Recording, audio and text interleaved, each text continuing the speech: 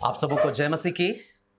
मैं pastor John Murmu आज एक बार फिर से इस चैनल में आप सभी विश्वासियों का जो इस कलीसिया के हैं या फिर और भी अन्य कलीसियाओं से हैं, आप लगातार जो वचन आप सुन रहे हैं, मैं विश्वास करता हूं कि प्रभु आपको इस वचन के द्वारा आशीषित कर रहा है। और हम प्रयास में हैं कि एक पुस्तक को क्रमशः हम अध्ययन कर सकें और आगे बढ़ सकें। आइए आज के इस बाइबल अध्ययन में हम आगे बढ़ें और प्रार्थना के साथ प्रभु को आदर और मान देते हुए आइए हम अपने जीवन को प्रभु के हाथ में सौंपें। आइए हम प्रार्थना करें। हमारे अनुग्रहकारी दयालु पिता, आज के दिन के लिए एक बार फिर से हम आपका धन्यवाद करते हैं क्योंकि आपने एक और दिन हम सबके जीवन में जोड़ा ताकि हम आपकी आराधना, आपकी उपासना करें और साथ ही साथ जो आप अपने जीवित वचन के द्वारा प्रभु हम सबके हृदय को आप और अधिक प्रकाशित करते हैं और अधिक प्रभु हमें आपके प्रेम के लिए समर्पित होने में प्रेरित करते हैं। प्रभु हम आज के दिन के लिए भी आपकी सहायता चाहते हैं। बीते दिनों में जैसे आपने संभाला, हमारे प्रतिदिन की हर एक आवश्यकताओं को आपने पूरा किया और प्रभु यहाँ तक पहुँचाया, उसके लिए हम हृदय से आपका धन्यवाद करते हैं।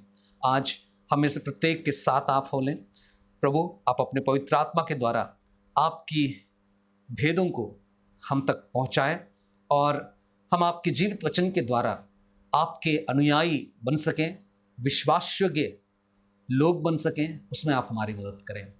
सारा आदर, सारी महिमा आपको देते हुए इस प्रार्थना को अपने उद्धारकर्ता यीशु के पवित्र नाम में चढ़ाते हैं। दया से सुने और ग्रहण कीजिए, आमीन। पिछले दिनों में हम लोग पढ़ रहे थे रोमियो की पत्री, उसका पहला अध्याय में, और उसके 18 वचन को हम देख रहे थे।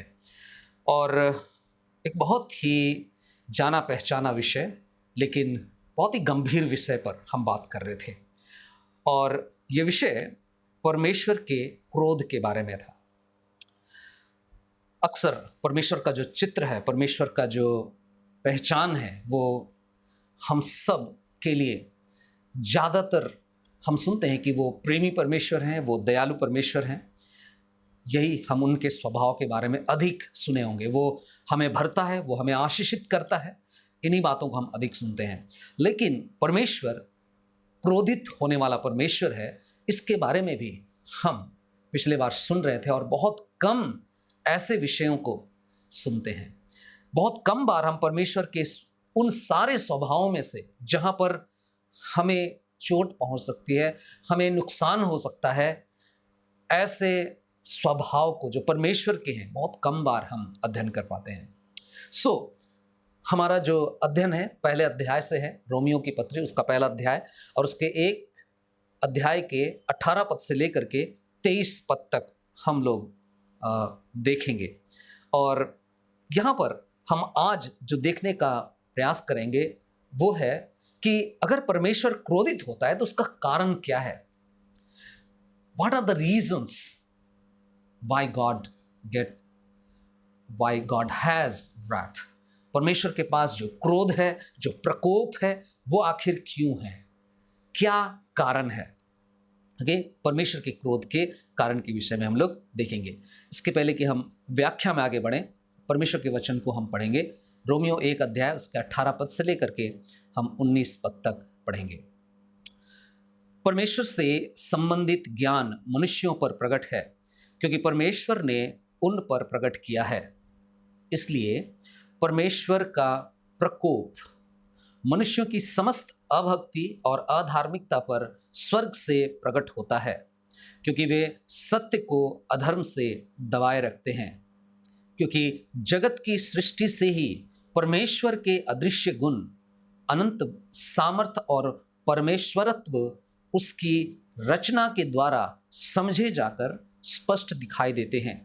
इसलिए उनके पास कोई बहाना नहीं, क्योंकि यद्यपि वे परमेश्वर को जानते थे, फिर भी उन्होंने उसे ना तो परमेश्वर की उपयुक्त सम्मान और ना ही धन्यवाद दिया, वरन वे अनर्थ कल्पनाएं करने लगे और उनका निर्बुद्धि मन अंधकार में हो गया। बुद्धिमान होने का दावा करके वे मूर्ख बन गए। उन्होंने अविनाशी परमेश्वर की महिमा को नश्वर मनुष्य, पक्षियों, चौपायों और रेंगने वाले जंतुओं की मूर्ति की समानता में बदल डाला। प्रभु अपने वचन के पढ़े जाने सुने जाने पर बड़ी आशीष दे।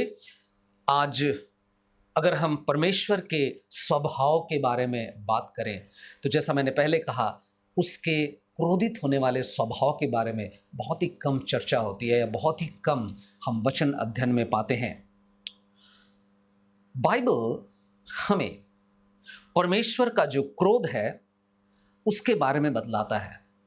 ऐसी बात नहीं है कि बाइबल हमें परमेश्वर का क्या क्रोध है उसको साबित करता है, साबित करने के लिए ये नहीं बतलाता।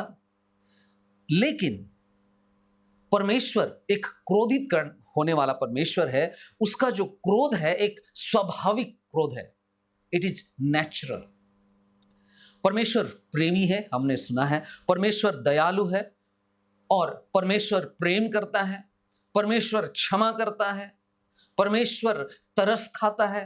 हम इन बातों को तो अक्सर सुनते हैं, लेकिन ये बात भी सत्य है कि परमेश्वर क्रोधी भी है और परमेश्वर ने अपने क्रोध को इस संसार में प्रकट किया है और परमेश्वर का जो क्रोध है उसको संसार ने अनुभव भी किया है। आज के इस भाग में हम सीखते हैं परमेश्वर का जो क्रोध है वो अनंत काल तक चला जाता है, अनंत काल तक बना रहने वाला उसका क्रोध है। परमेश्वर उन हर एक व्यक्ति पर अपने क्रोध को प्रकट करता है जो प्रभु यीशु मसीह के साथ अपने व्यक्तिगत संबंध को नहीं बनाते, यीशु के साथ अपना रिश्ता नहीं जोड़ते, यीशु के पास विश्वास करने के लिए नहीं आते हैं। मेरे प्रियो, इस संसार में जब हम जीवन जी रहे हैं, आइए हम अपने संबंध को मसीह के साथ बनाएं, अन्यथा हम परमेश्वर के क्रोध के अधीनता में अपने सारे जीवन को व्यतीत करेंगे। इस भाग में हम देखेंगे कि क्यों परमेश्वर का क्रोध है और यह अध्याय हमें स्पष्ट करता है कौन कौन से कारण हैं। पहला कारण जो हम यहां देखते हैं और वो ये है कि क्योंकि मनुष्य विद्रोही है इसलिए परमेश्वर क्रोधित होता है। मनुष्य के विद्रोह के स्वभाव के कारण परमेश्वर क्रोधित है। मनुष्य किस प्रकार से क्रोधित होता है? अगर हम 18 पद को पढ़ते हैं तो वहां लिखता है, इसलिए परमेश्वर का प्रकोप अर्थात क्रोध मनुष्यों की समस्त अभक्ति और अधार्मिकता पर स्वर्ग से प्रकट होता है, क्योंकि वे सत्य को अधर्म से दबाए रखते हैं। जहां तक हम मनुष्य के बारे में बात करते हैं, मनुष्य के बारे में जब हम सोचते हैं, हम सब इस बात को जानते हैं, मनुष्य के पास जो स्वभाव है वो पाप का स्वभाव है। परमेश्वर की आज्ञा का उल्लंघन करते हुए ही जीवन को जीना उन्हें अच्छा लगता है। मनुष्य अधर्मी है, मनुष्य अधर्म के जाल में फंसा हुआ है, उसके पूरे पूरे स्वभाव में अधर्म पाया जाता है और जिसका मतलब यह है कि मनुष्य जो है वो परमेश्वर के साथ कभी भी किसी भी तरह का संबंध को रख ही नहीं सकता। और क्योंकि मनुष्य का परमेश्वर के साथ संबंध नहीं है, उस संबंध के न होने के कारण परमेश्वर जब देखता है मनुष्य को तो क्या देखता है कि मनुष्य न केवल परमेश्वर के साथ संबंध नहीं बनाए हुए हैं, लेकिन जिन मनुष्यों को परमेश्वर ने बनाया है उन मनुष्यों के साथ परमेश्वर के जो लोग हैं या फिर ऐसे लोग जो परमेश्वर की सृष्टि हैं उनके साथ भी सही संबंध नहीं रख सकते। न केवल परमेश्वर के साथ मनुष्य का संबंध बिगड़ा हुआ है, लेकिन लोगों के साथ भी मनुष्य का संबंध बिगड़ा हुआ और इसीलिए उनके साथ छल कपट और हर तरह के अनर्थ कार्यों को वे करते हैं और अधर्म के साए में पाए जाते हैं। ऐसा क्यों? क्या ऐसा इसलिए है कि परमेश्वर ने ऐसा होने दिया? नहीं। वचन हमें बतलाता है रोमियो और उसका 3 अध्याय और उसके जब हम 10 और 12 पद को पढ़ते हैं तो वहां पर हमें इस बात का खुलासा मिलता है। 10 अध्याय में लिखता है, जैसा कि लिखा है, कोई धर्मी नहीं है, एक भी नहीं। 12 पद में लिखता है सब के सब भटक गए हैं, वे सभी निकम्मे बन गए हैं, क्योंकि भलाई करने वाला नहीं, एक भी नहीं। मनुष्य जो है भलाई करना ही नहीं चाहता, और इसलिए उसके पास जो स्वभाव है वो विद्रोही स्वभाव है। और ये मनुष्य का स्वभाव है। मनुष्य का जो स्वभाव है वो पाप का स्वभाव है। मनुष्य का जो स्वभाव है यहां पर हम देख सकते हैं वो दबाने का स्वभाव। जैसे यहां लिखता है कि क्या करते हैं, सत्य को अधर्म से दबाते हैं, सत्य को असत्य से दबाते हैं। मनुष्य का परमेश्वर के प्रति विद्रोही होने का कारण यह भी है कि सच्चाई को मनुष्य अक्सर दबाते हैं। हालांकि मनुष्य सत्य को जानते हैं, लेकिन सत्य को जानने से काफी नहीं है। सत्य को जानने के बाद भी जब अधर्म से, गलत कार्यों से उसे दबाते हैं, तो यह दर्शाता है कि वो कैसे परमेश्वर, जो सत्य का परमेश्वर है, सच्चाई से वो प्रेम करता है, उस परमेश्वर का विद्रोह कर रहे हैं। मनुष्य अक्सर जो अधर्म के काम है, सत्य को दबाने का जो काम है, उसी काम में ही लगे रहते हैं, उसी को ही ज्यादा चाहते हैं, उससे ही प्रेम करते हैं। ना केवल इतना, लेकिन मनुष्य का एक ऐसा स्वभाव है, एक हठीलापन स्वभाव भी है। मनुष्य संपूर्ण इच्छा से परमेश्वर का जो सच है उसको दबाने का प्रयास करता है। अपनी पूरी शक्ति, अपनी पूरी इच्छा के साथ परमेश्वर का जो सच है उसको दबाते हैं। ऐसा इसलिए करते हैं क्योंकि पाप में वो बने रहना पसंद करते हैं, ताकि पाप में बने रहें। इसीलिए परमेश्वर के सच को वो दबाने की अपनी पूरी इच्छा शक्ति उसमें लगा देते हैं।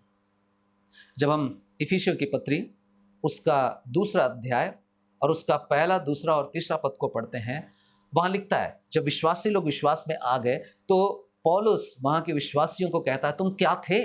उद्धार पाने से पहले तुम्हारा जीवन क्या था? क्या तुम्हें पता नहीं? और वहां कहता है तुम तो उन अपराधों और पापों के कारण मरे हुए थे।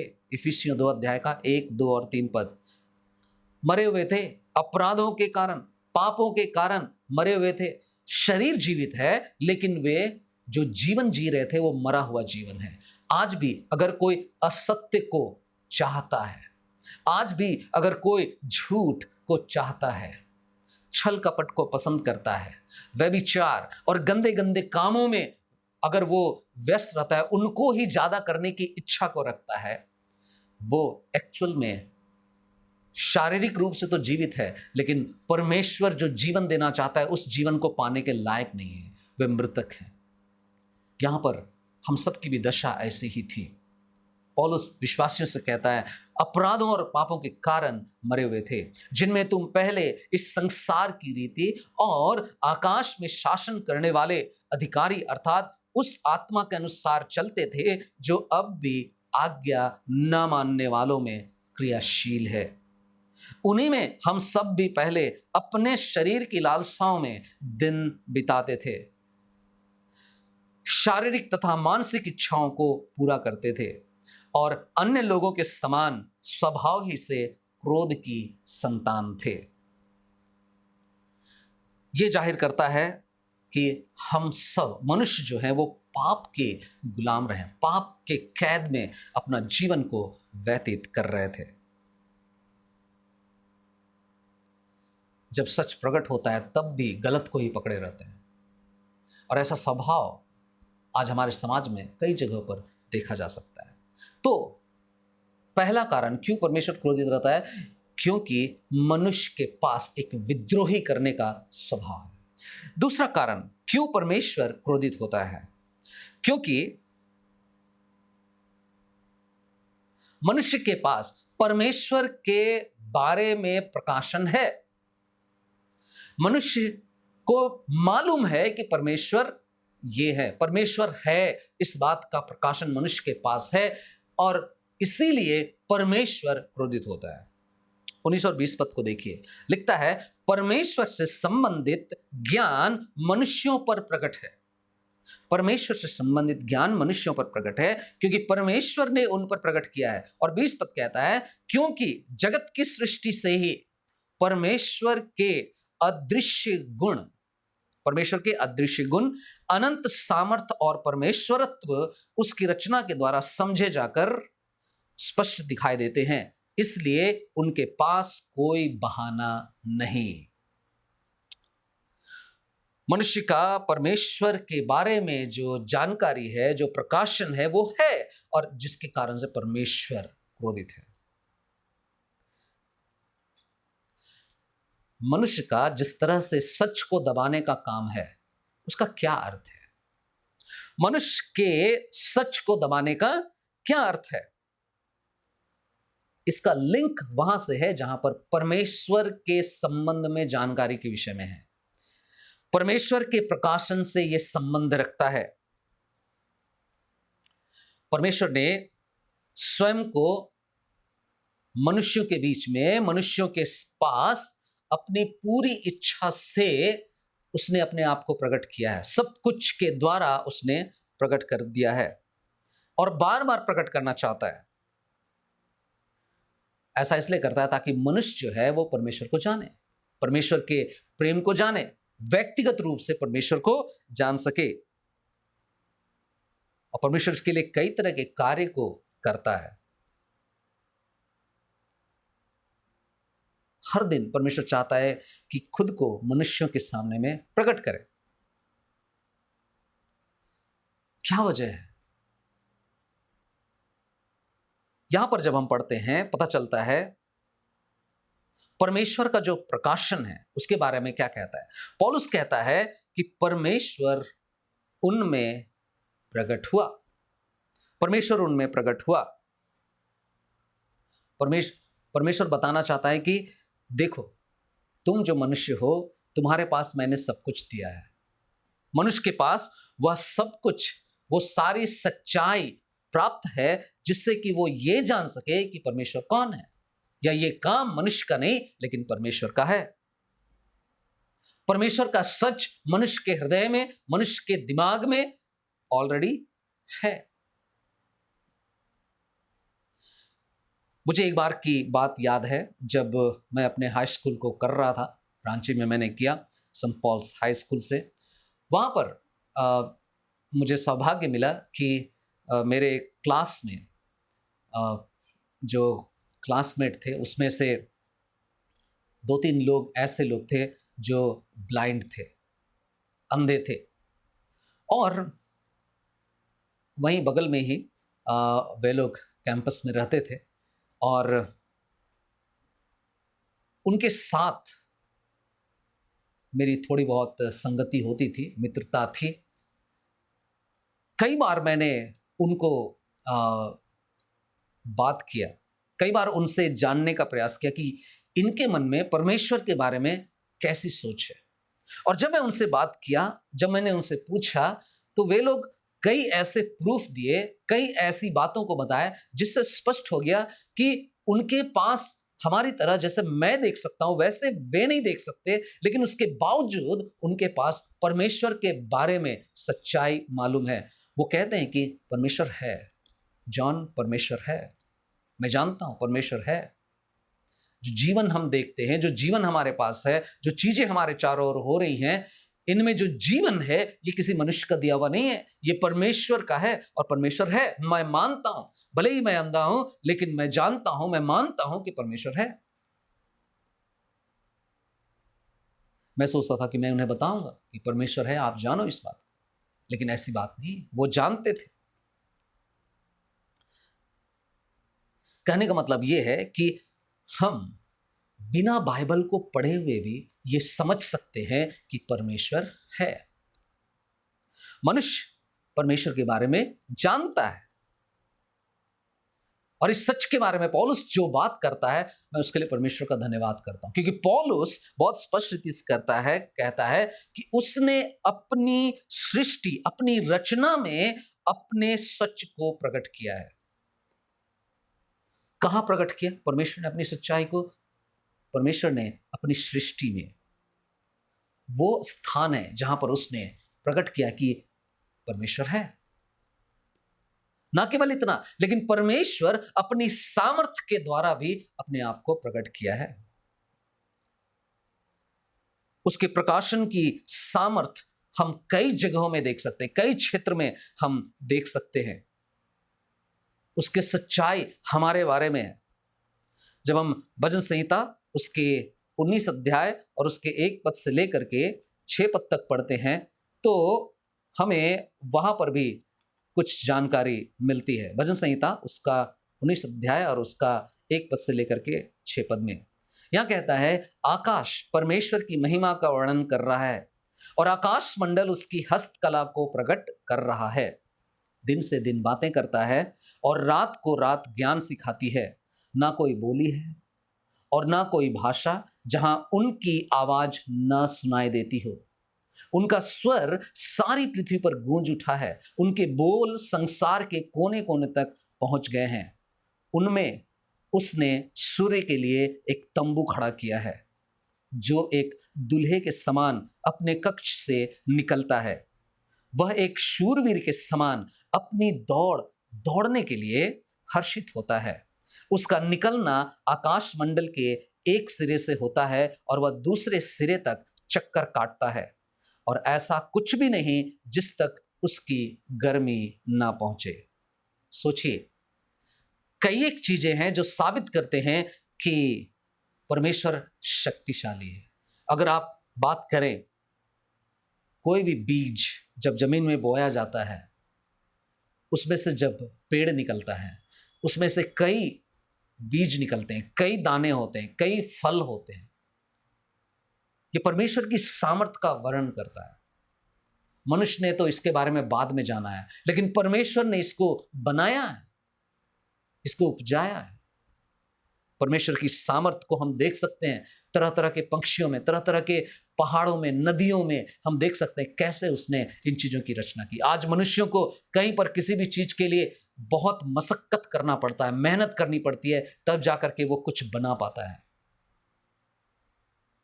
और फिर भी वो लंबे समय तक टिकता नहीं। लेकिन परमेश्वर जिन चीजों को बना दिया, वो चीजें यूं ही हैं। चंद्रमा, तारागण और भी कई चीजों को हम देख सकते हैं और अंदाजा लगा सकते हैं। वो सूरज जो हमें प्रकाश देता है, वो जला सकता है, जलाकर राख कर सकता है। उसकी किरणें कितनी तेज हैं, लेकिन फिर भी हम मनुष्य जीवित हैं। और उसका जो नियंत्रण है, परमेश्वर जो सामर्थी परमेश्वर है, वो अपने सामर्थ्य से अपने बारे में वो प्रकट करता है। न केवल इतना, परमेश्वर खुद के विषय में जो प्रकाशन दिया है, उसका एक उद्देश्य है। प्रकाशन का, परमेश्वर के प्रकाशन का क्या उद्देश्य है? उद्देश्य एक ही है कि हर एक व्यक्ति उसका आदर करे, उसका सम्मान करे और उसको दंडवत करे, मन फिराए और परमेश्वर के पास आए। संसार में कुछ लोग हैं जो नहीं करेंगे, जानबूझकर उस सच्चे परमेश्वर की आराधना नहीं करेंगे, जानबूझकर उसके सामर्थ्य को नहीं सराहेंगे। इसलिए एक दिन ऐसा लिखा हुआ है, एक दिन आएगा जब हर एक घुटना झुकेगा, हर एक जीभ अंगीकार करेगी कि यीशु ही प्रभु है।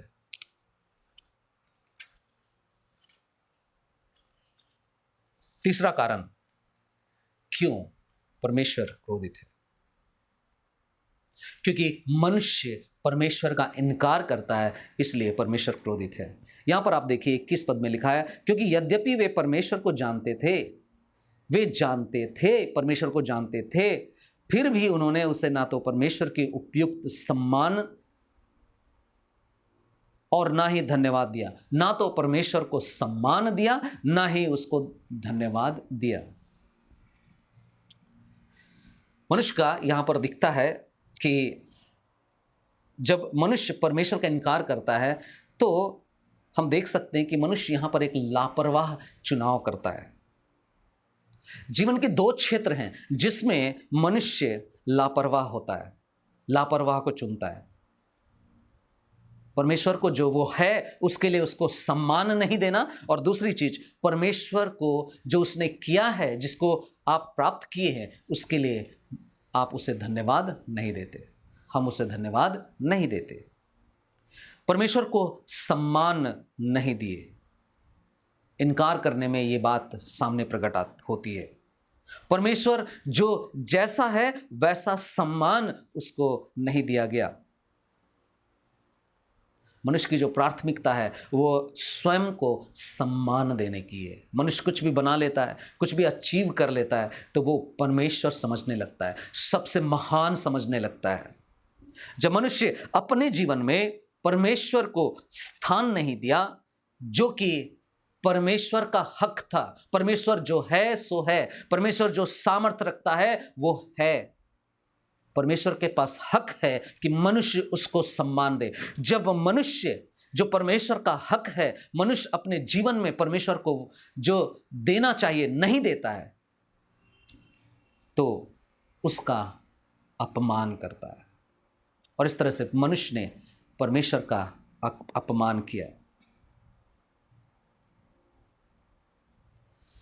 सच देखें तो यह है कि परमेश्वर का किसी भी मनुष्य के जीवन में पहला स्थान है, लेकिन जब मनुष्य वह स्थान परमेश्वर को नहीं देता है, जब मनुष्य को वह स्थान नहीं दिया गया, तो यह प्रकट हो गया कि वो खुलकर परमेश्वर का विद्रोह करता है।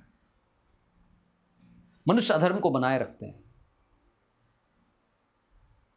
इस प्रकार परमेश्वर को सम्मान नहीं दिए, जिसका परिणाम यह हुआ कि वो परमेश्वर क्रोध से भर गया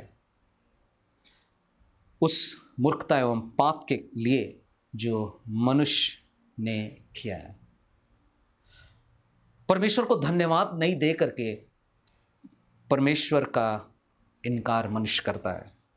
जब वे परमेश्वर का इनकार किए, जब मनुष्य परमेश्वर का इनकार किए, वे उन सब वस्तुओं को लिए। परमेश्वर की जो भी वस्तु है उनको मनुष्य ने लिया। मनुष्य तो लेते हैं, परमेश्वर ने उन्हें दिया है, परमेश्वर के द्वारा उसको प्राप्त करते हैं, उनका उपयोग करते हैं, लेकिन उसके बाद उसी परमेश्वर को धन्यवाद नहीं देते। आप जिस वायु को उपयोग कर रहे हैं, ऑक्सीजन जो आप ले रहे हैं, किसी मनुष्य का बनाया हुआ नहीं, परमेश्वर का दिया हुआ है। जिस रोशनी की जरूरत है, जिस विटामिन डी की जरूरत है आपको, परमेश्वर वो देता है, और आपके पास है, हमारे पास है, हम मनुष्यों के पास है, लेकिन हम मनुष्य उसके लिए परमेश्वर को धन्यवाद नहीं देते हैं। कहने का मतलब यह है, परमेश्वर ने जो कुछ भी प्रबंध किया है उसका मनुष्य खुद के लिए इस्तेमाल करता है, खुद के लिए, खुद के लाभ के लिए, खुद के जीवन को बनाए रखने के लिए उसको इस्तेमाल करता है, और ऐसा करने के बाद भी परमेश्वर को, जो परमेश्वर का सम्मान है वो भी नहीं देता, जो धन्यवाद उसको देना चाहिए वो धन्यवाद भी उसे नहीं देता है। जिन बातों से परमेश्वर को धन्यवाद देने के लिए सारी सच्चाई प्रकट होती है, उन सच्चाइयों को ठुकराता है, अपनाता है, लेता है, सब कुछ उससे प्राप्त करता है, लेकिन उसे धन्यवाद नहीं दिया। इसलिए परमेश्वर का क्रोध मनुष्य पर प्रकट है।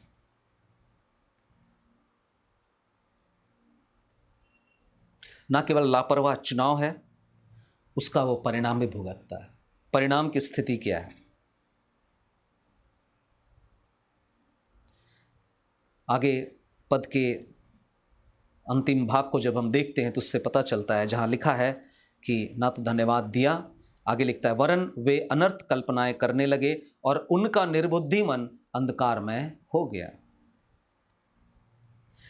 यहां पर एक बात स्पष्ट हो जाता है कि उनका जो जीवन है वो खाली है। मनुष्य का जो जीवन है, उनका खाली जीवन अनर्थ कल्पनाओं को भर लेता है। मनुष्य जो कुछ भी करते हैं उसको जीते हैं और फिर उसे वास्तविक समझते हैं। कई तरह के खेल, कई तरह के गेम्स, कई तरह की चीज़ें, कई तरह की प्रतियोगिताएं, मनुष्य खुद उसको तैयार करता है, उसके नियम बनाता है और उसके बाद उसमें खेलता है, उसमें जीतता है, रिकॉर्ड्स पर रिकॉर्ड्स बनाते चला जाता है और इस तरह से वो सोचता है कि यही सब कुछ है, यही सब कुछ है। बहुत बार बहुत सारे लोग, मैं ऐसा नहीं कह रहा हूँ, मैं इसके अगेंस्ट में नहीं हूँ कि है ना मनुष्य को पढ़ना लिखना नहीं चाहिए, डिग्री नहीं प्राप्त करनी चाहिए। जरूर मनुष्य को पढ़ना लिखना चाहिए, डिग्री प्राप्त करना चाहिए, कई तरह के कोर्सेस है, कई तरह के योग्यता है, उसको प्राप्त करना चाहिए। लेकिन उसके साथ साथ ये भी मालूम होना चाहिए कि इन सब के ऊपर परमेश्वर की कुछ नीति है, परमेश्वर के कुछ नियम हैं, परमेश्वर मनुष्य से कुछ आशा करता है।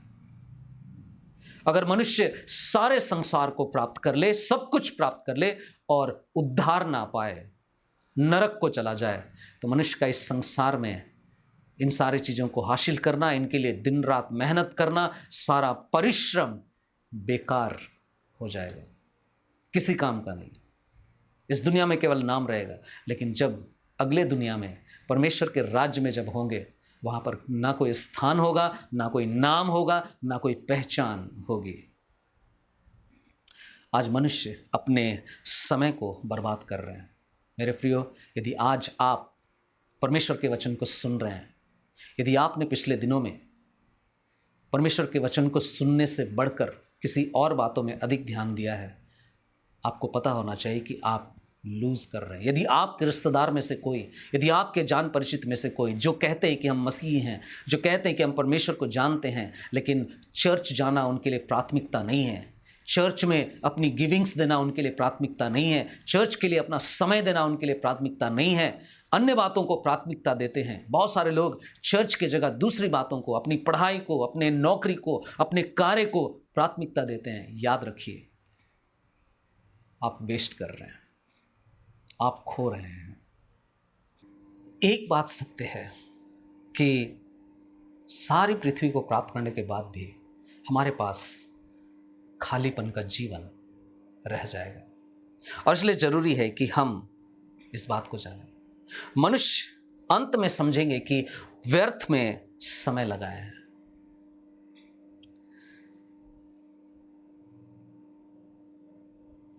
ये जीवन बहुत भयंकर है, वो जीवन बहुत भयंकर जीवन है जो पिता से नहीं जुड़ा हुआ, जो परमेश्वर से जुड़ा हुआ नहीं है। मरकुस उसका 8 अध्याय और उसका 36 और 37 पद कहता है, मरकुस 8 अध्याय और उसका 36 और 37 पद, क्योंकि यदि मनुष्य सारे जगत को प्राप्त कर ले और अपने प्राण को खो दे तो उसे क्या लाभ, क्योंकि मनुष्य अपने प्राण के बदले क्या देगा। परमेश्वर को आपका बचा हुआ जीवन की आवश्यकता है, लेकिन हम यहां देख रहे हैं कि मनुष्य जो है वो परमेश्वर का इनकार करता है और हम सबकी भी यही दशा रही होगी। प्रभु ने सहायता किया है कि हम आज इस बात को फिर से जानें और उस पर निर्भर हों, उस पर भरोसा रखें, और अगर हमें बदलने की जरूरत है हम कह सके, प्रभु मेरी मदद करें कि हम आपका इनकार ना करें। अंत में जो 22 और 23 पद को हम लोग देखते हैं, वहां पता चलता है कि और क्या कारण है परमेश्वर क्रोधित होता है। मनुष्य जिस प्रकार की प्रतिक्रिया, प्रत्युत्तर हम कह सकते हैं, जिस तरह का प्रत्युत्तर परमेश्वर को देता है, उससे परमेश्वर क्रोधित है। मनुष्य की प्रत्युत्तर से परमेश्वर क्रोधित है। होता क्या है, 22 पद में लिखता है कि बुद्धिमान होने का दावा करके वे मूर्ख बन गए। मूर्खता का व्यवहार करते हैं, मूर्खता का व्यवहार करते हैं।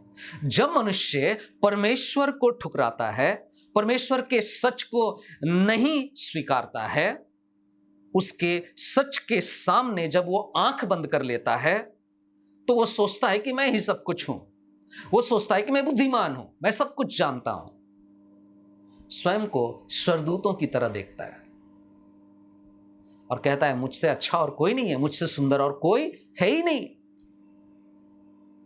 परमेश्वर की दृष्टि में मनुष्य कुछ भी नहीं है। अगर देखा जाए, वचन जो हमें बतलाता है कि मनुष्य केवल मूर्ख और मूर्ख ही है। पहला कुरिन्थियों उसका 1 अध्याय उसके 25 से लेकर के 31 पद को जब आप देखेंगे, वहां पर लिखा है 25 पद, क्योंकि परमेश्वर की मूर्खता मनुष्यों के ज्ञान से अधिक ज्ञानवान है। क्योंकि परमेश्वर की मूर्खता मनुष्यों के ज्ञान से अधिक ज्ञानवान है। मनुष्य जो ज्ञानी है आज जो सोचता है हम ये जानते हैं, वो जानते हैं, हमने ये प्राप्त कर लिया, हमने इसकी खोज कर ली, हमको ये पता चल गया। जो मनुष्य का जो ज्ञान है ना, वचन कहता है मनुष्यों के ज्ञान से अधिक ज्ञानवान है। क्या? परमेश्वर की मूर्खता। अगर परमेश्वर मूर्खता पूर्ण कोई चीज करे तो वो भी मनुष्य का जो ज्ञान का चरम सीमा है उससे भी बेहतर है। तो आप सोचिए परमेश्वर का ज्ञान कितना अद्भुत होगा। आगे 26 पद में लिखा है, हे भाइयों, अपने बुलाए जाने पर तो विचार करो कि शरीर के अनुसार तुम में से ना तो बहुत बुद्धिमान, ना बहुत शक्तिमान और ना बहुत कुलीन बुलाए गए। परंतु परमेश्वर ने संसार के मूर्खों को चुन लिया कि ज्ञानवानों को लज्जित करे, और परमेश्वर ने संसार के निर्बलों को चुन लिया है कि बलवानों को लज्जित करे। और परमेश्वर ने संसार के निकृष्ट और तुच्छों को, वरन उनको जो हैं भी नहीं, चुन लिया कि उन्हें जो हैं व्यर्थ ठहराए, जिससे कि कोई प्राणी परमेश्वर के सामने घमंड ना करे। परंतु उसी के कारण तुम मसीह यीशु में हो, जो हमारे लिए परमेश्वर की ओर से ज्ञान, धार्मिकता, पवित्रता और छुटकारा ठहरा, कि जैसा लिखा है, यदि कोई गर्व करे तो वह प्रभु में करे। परमेश्वर के दृष्टि में मैं आज मूर्ख होता यदि आज भी मैं पाप में पड़ा रहता, आज भी यदि मैं संसारिक और शारीरिक अभिलाषाओं में पड़ा रहता, यदि आज भी मैं संसार के ज्ञान में ही खोया रहता। प्रभु को धन्यवाद हो कि उसने बचाया, उसने मेरा उद्धार किया, मुझे मेरे पापों को दिखलाया और यह दिखलाया कि कहां पर इन पापों की शुद्धिकरण हो सकती है, कहां पर छुटकारा हो सकता है। मैं यीशु पर विश्वास किया, आप भी विश्वास करेंगे, आपके सारे पापों की क्षमा वहां होगी और आप दुनिया की नजर में मूर्ख ठहरेंगे, लेकिन परमेश्वर की नजर में बुद्धिमान गिने जाएंगे। आइए मूर्खता का व्यवहार ना करें, क्योंकि मनुष्य मूर्खता का व्यवहार करता है, वो सोचता है मैं बुद्धिमान हूं। बुद्धिमान होने का दावा करके मूर्ख ना बने। दूसरी बात 23 पद में हम देखते हैं, जिस तरह का प्रत्युत्तर मनुष्य परमेश्वर के लिए देता है, जिससे परमेश्वर क्रोधित है। यहां लिखा है 23 वचन में, उन्होंने अविनाशी परमेश्वर की महिमा को नश्वर मनुष्य, पक्षियों, चौपाइयों और रेंगने वाले जंतुओं की मूर्ति के समानता में बदल डाला। कई तरह की जंतुओं में क्या को बदल डाला? परमेश्वर को जो सम्मान देना चाहिए, परमेश्वर की महिमा जहां होना चाहिए, उस महिमा को जानवरों को दे रहे हैं, उन महिमाओं को जो जीव जंतु है उनको दे रहे हैं। कहने का मतलब मनुष्य जो प्रत्युत्तर दे रहा है वो एक झूठे धर्म में प्रत्युत्तर दे रहा है, एक झूठे धर्म का प्रत्युत्तर परमेश्वर को दे रहा है, जिससे परमेश्वर क्रोधित है। जब मनुष्य परमेश्वर को कहता है नहीं, जब कोई भी मनुष्य परमेश्वर को कहता है नहीं, तो वो इसलिए नहीं कहता है क्योंकि उसने अपने जीवन में किसी ना किसी को परमेश्वर बनाकर रखा है। कोई ना कोई उसके जीवन में परमेश्वर बनकर बैठा हुआ है, चाहे वो पैसा हो सकता है, चाहे वो रिश्ता हो सकता है, चाहे वो मटेरियल चीजें हो सकती हैं, चाहे अन्य चीजें हो सकती है। और तब मनुष्य एक मूर्खता की बातें करता है। परमेश्वर की दृष्टि में मनुष्य जो है वो एक धार्मिक सृष्टि है, एक धार्मिक रचना है। और यदि परमेश्वर के पास मनुष्य नहीं आता, यदि मनुष्य परमेश्वर की आराधना नहीं करता है, तो यह सरासर यह साबित होता है कि वो ईश्वर का, सृष्टिकर्ता परमेश्वर का अपमान कर रहा है और उस अपने जीवन में किसी ना किसी को कोई और ईश्वर बनाकर बैठा हुआ है।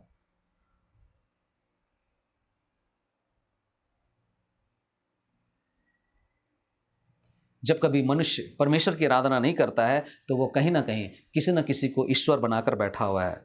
और मनुष्य की जो आराधना है वो उन चीज़ों के लिए जो उनके जीवन में है, जो उनके जीवन में प्राथमिकता लेकर के बैठी हुई। और मनुष्य के साथ अक्सर होता है कि एक चीज से संतुष्ट नहीं हुआ, एक चीज की वो आराधना कर रहा था, एक चीज के लिए गुणगान गा रहा था, वहां से मन उठ गया, दूसरे चीज में गया, फिर दूसरे से तीसरे, तीसरे से चौथा, और इस तरीके से मनुष्य कभी भी संतुष्ट नहीं होता है और समय दर समय वो बदलता रहता है। और अंत में जब चीजों से वो भर जाता है, जब चीजों में उसको कोई संतुष्टि नहीं मिलता है, तब वो अपने आप की आराधना करता है, मैं ऐसा तो मैं वैसा। और ये एक चरम बिंदु है। जब मनुष्य खुद की आराधना करे, जब मनुष्य खुद की प्रशंसा करे, तो ये दर्शाता है कि उसने जो स्थान परमेश्वर को देना चाहिए वो स्थान उसने खुद को वहां बैठा करके रखा है।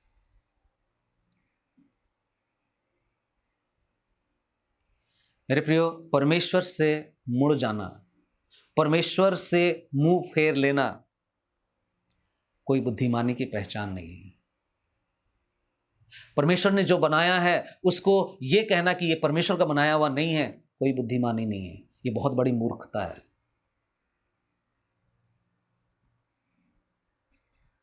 ऐसा कहकर यह साबित होता है कि आप मूर्ख हैं, हम मूर्ख बन गए हैं। और इससे साबित होता है कि आप अपने जीवन में अपने प्रशंसक, परमेश्वर के प्रशंसक नहीं। मुझे आशा है कि हमें समझ में आया होगा कि परमेश्वर क्यों क्रोधित है। परमेश्वर इसलिए क्रोधित है क्योंकि मनुष्य उसको सच्चा प्रत्युत्तर नहीं देता है। परमेश्वर इसलिए क्रोधित है क्योंकि मनुष्य परमेश्वर के विषय में जानकारी रखता है, लेकिन उसके बाद भी परमेश्वर को वो आदर, वो सम्मान, वो धन्यवाद नहीं देता है। परमेश्वर इसलिए क्रोधित है क्योंकि मनुष्य सत्य को जानने के बाद भी वो अधर्म से सत्य को दबाता है। आज बहुत जरूरी है कि हम उसके सामने आए, उसके सामने अंगीकार करें। हमारे जीवन में भी शायद ऐसी स्थिति रही होगी। आइए हम अपने आप को प्रभु के हाथों में सौंपें, उससे सहायता मांगें कि प्रभु हमारे जीवन से कोई ऐसा कार्य ना हो, कोई ऐसी बात ना हो जिससे कि आपको तकलीफ हो, जिससे कि हम आपकी सच्चाई को दबाएं। हम अपने अधर्म के कामों से आपकी सच्चाई को नहीं दबाना चाहते हैं। आइए हम इस बात के लिए प्रभु से सहायता मांगें और उद्धार को प्राप्त करें। हमारे अनुग्रहकारी दयालु पिता, इन सुंदर वचनों के लिए आपका धन्यवाद करते हैं। आपने हमें फिर से याद दिलाया, हम सब क्रोध की संतान थे, लेकिन आपने हमारा उद्धार किया। और आज भी जो लोग अपने पापों से मन फिराते हैं, उनका उद्धार करने की क्षमता आप रखते हैं। प्रभु, इस संदेश के द्वारा जो भी प्रेरणा हमें मिली है, हम उस हर एक बात को याद रख सकें और हमारे ऊपर जो क्रोध आपका है, उस क्रोध से हम बचाए जाएं। प्रभु अनुग्रह कीजिए, दया कीजिए, अपने वचन की रक्षा करें और हम सबके हृदय को और अधिक आशीषित करें। प्रभु, आप हमारे मांगने से बढ़कर करें। सारी आदर और महिमा आपको देते हुए धन्यवाद के साथ में इस प्रार्थना को अपने उद्धारकर्ता प्रभु यीशु के पवित्र नाम में अर्पण करते हैं। दया से सुने और ग्रहण कीजिए। आमीन। प्रभु आप सबको आशीष दे। एक बार फिर से जय मसीह की। और इसी तरीके से लगातार आप इन वचनों को सुने, आत्मिक जीवन में बढ़े और प्रभु के लिए एक योग्य जीवन को आप जी सके। प्रभु आप सबको आशीष दे।